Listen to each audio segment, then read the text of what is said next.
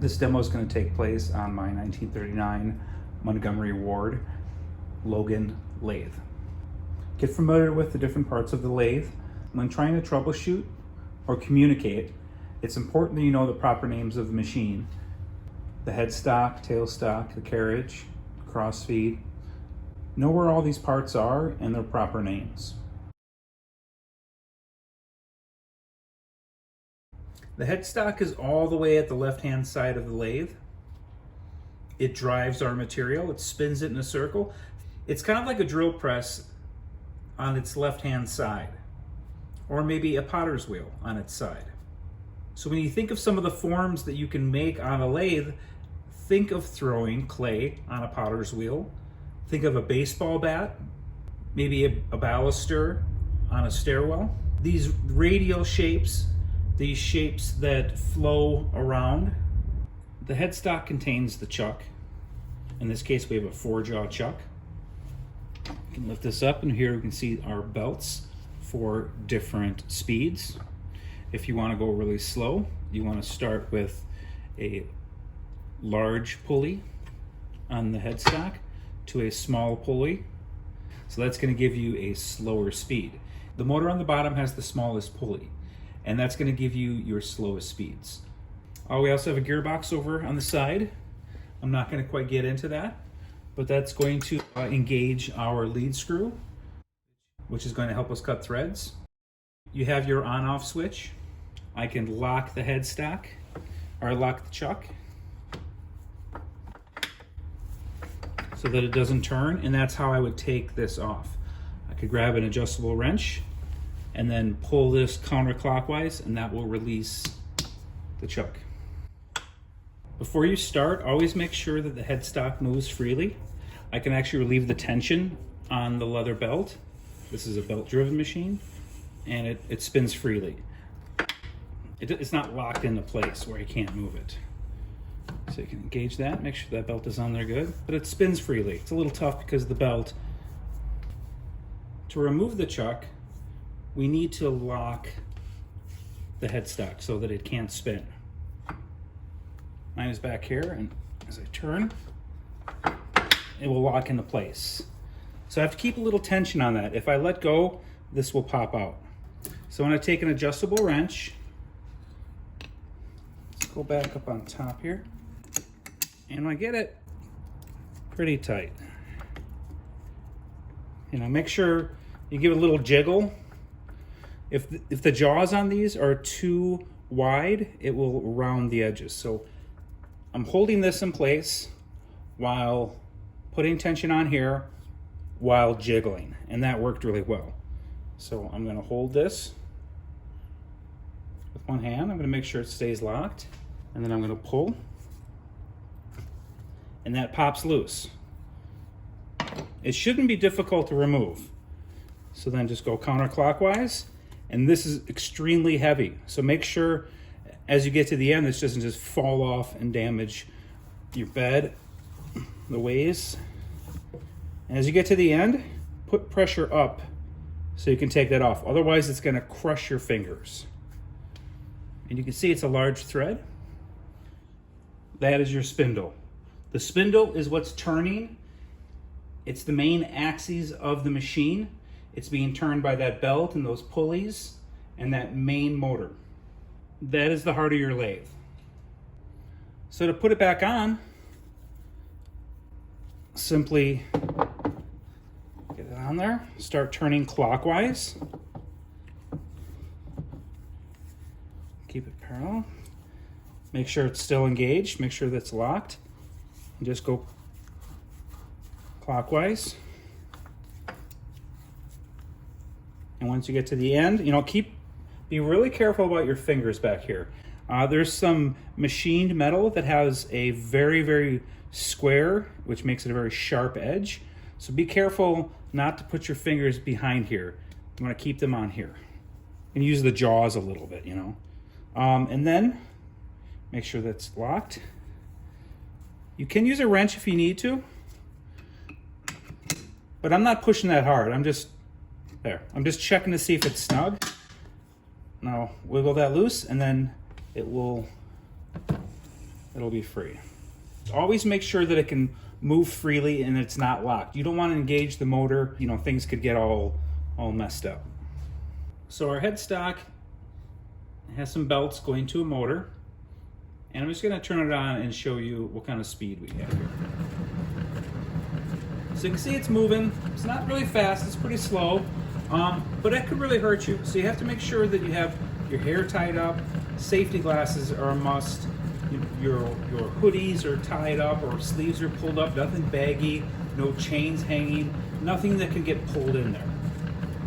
It can be very dangerous to get your fingers caught in there. It's a pinch hazard. You can get yourself cut very, very badly, or actually lose a digit.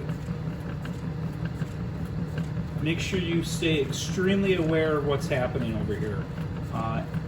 This piece is spinning around, and depending on the size of the machine, that torque could be very high and could even break bones. I don't want you to be afraid of the machine, but I want you to respect it and understand that it is a very powerful machine, and it's spinning around, and it's not going to just stop when something engages it. It's a metal lathe, so it's meant to be sturdy, and it's meant to actually really be, you know, hold up to some force. So we're going to carve metal, so that takes a lot of force. So if your hand gets stuck or pinched in there, the lathe will not stop. Do not wear gloves at all when you're working on a lathe. If you have gloves on, that could get caught on the chuck, on the headstock, in a belt, anywhere, and you could get your hands crushed or severely cut.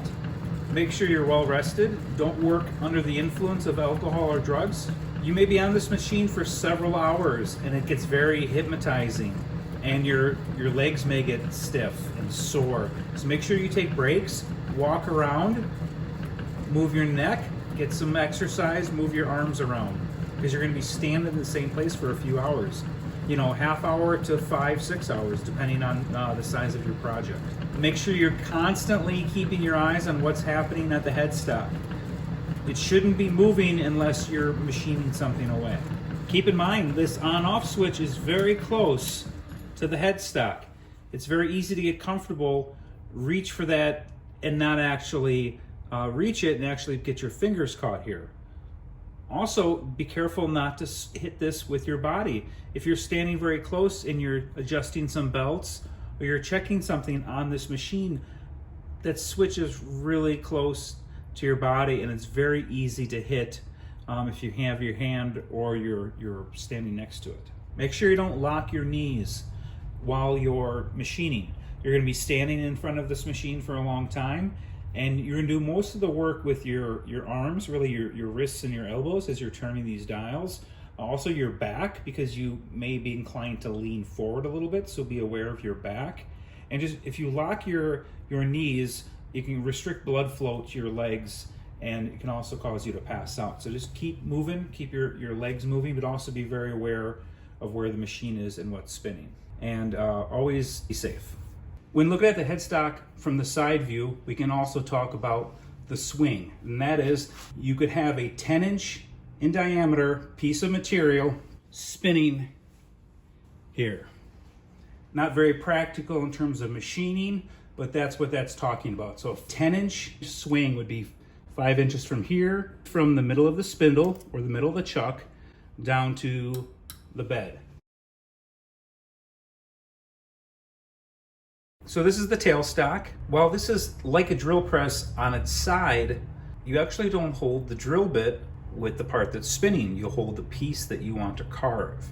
So you're not necessarily drilling holes like you would on a drill press. You're spinning the piece in a circle while you carve away with the carriage, holding a tool bit, or you carve with the tailstock holding something like a drill bit. If you turn this left, you can see the chuck go to the right.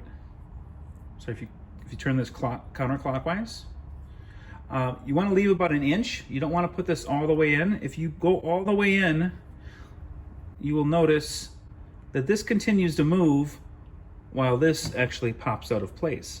So this is a Morris taper, so it's a tapered piece of steel, and it fits into a tapered hole right here. And so if you put this out about an inch, all you're doing is holding onto this and jamming it in there. That's gonna hold that. I know it seems weird, like you would clamp it down, you don't. It's tapered, so as it has force pushed on it, it creates friction and it locks it into place. So to get it out, again, watch how this gets closer and this stays in the same place. So right about here. You can feel it gets a little harder to turn. So I'm going counterclockwise, and then this piece is loose. So what I have here is a chuck with a Morse taper. I can put other objects in there, such as another chuck. Again, push this out about 1 inch, going clockwise, and get the end in there and just pop it in there. And just as you push it in there, you're trying to give it a little bit of a twist. Just kind of feel it. Not twist it afterwards, but twist it as you put it in there. So this is going to be a keyless chuck. There's no key that you put in there. It's all done by hand. So you turn that left, and that just pops out of there.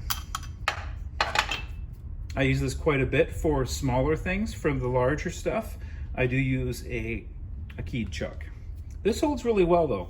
I use this more and more. I get to trust it a little bit more and more. It doesn't slip too bad. This is a belt-driven lathe, and it doesn't have a whole lot of torque. So a lot of times the headstock will actually freeze while the belt spins if the drill bit is too large. So it's a pretty safe machine where it's not too dangerous as far as high torque, but it still gets, you can still carve away a lot of material. So the tailstock stays in place when you have to use it. So if you have to drill a hole, the piece is spinning around in the headstock, and then you have a drill bit in here. And as you move this forward, you'll notice that the chuck advances. So that means the drill bit is advancing. So the drill bit is staying static, it's staying put as it enters that piece of, in this case, aluminum. The drill bit is not spinning, but it is advancing into the material. You don't want to extend too far out. Know what kind of machine you're working on. This one goes about 2.5 inches.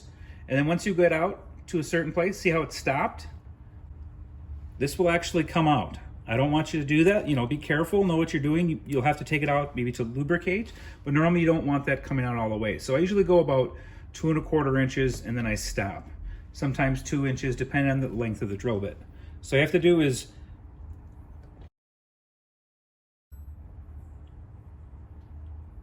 and it catches, and you're all set. Let's say you need this to actually stay in place, you might lock that. So to unlock it is counterclockwise.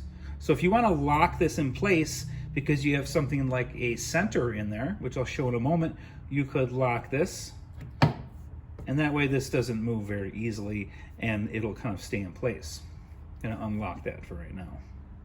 To lock the tailstock down, get into position, tighten this nut by hand, get the appropriate size wrench, and turn it clockwise. And just snug it up. You don't have to crank on it. Just give it a snug, tighten. It's not gonna move. If you feel like it's moving later on, you can always tighten this. You can also put in things such as a live center.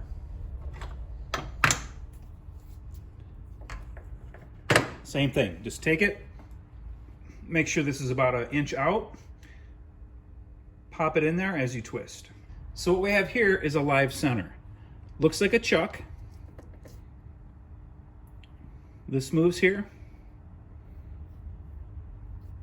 So if you have a piece, a long piece, and you need to keep it sturdy on this end, if you're machining a piece really small, it only has a few inches sticking out, you're not likely going to use a live center. But if you have a piece that's 12 inches long and you need to turn that, actually machine that side, then you want to support it on that right edge.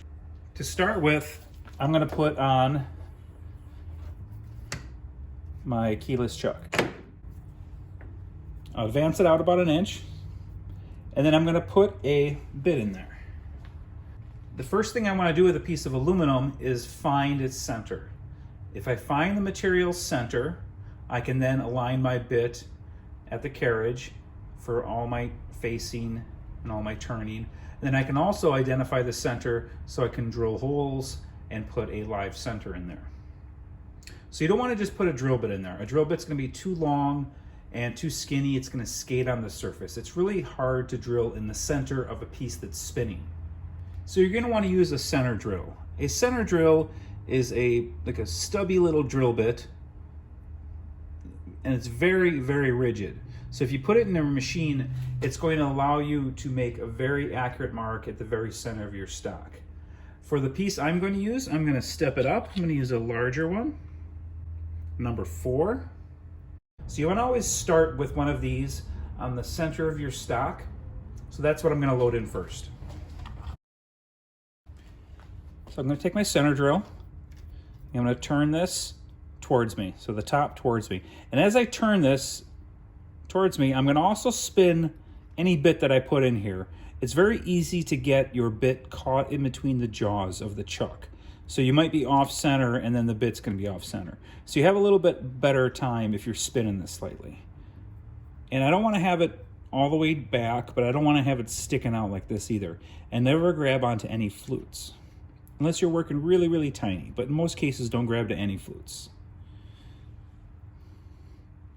And then all I have to simply do is turn this towards me. The top towards me. Just twist it. And I could have twisted a little bit more, but it was getting difficult. So I don't want to over tighten it so that I can't loosen it. If I need to turn it more and tighten it later, if this starts to spin, which I highly doubt it will, if this starts to spin, you can always tighten that up more later. And I'll leave this loose because on a center drill, you actually want to advance that into your materials. As the material spins, you're going to advance that. Only the tip of that bit is going to go onto our stock, get it centered, and then we're going to go in just maybe another 1/8 of an inch to where this opens up. I'm not going to actually bury this all the way in. I'm going to go in a little bit, and then once this starts to widen out, I'll go in a little bit more. But we'll get more detail on that in a little bit. I'm going to start with this back about 1 inch. That's tightened in. This is loosened up. And I just give it one twist, and then I loosen it by hand. As long as we can go forward and backwards, we're in good shape. Make sure your ways are cleaned off. There's no metal. We'll talk about that in a little bit. The tailstock can actually be removed, as well as the carriage. So if you have to transport your lathe and you pick one up, you can actually take the carriage off, the tailstock off to make it lighter. If you need to, you can also take the headstock.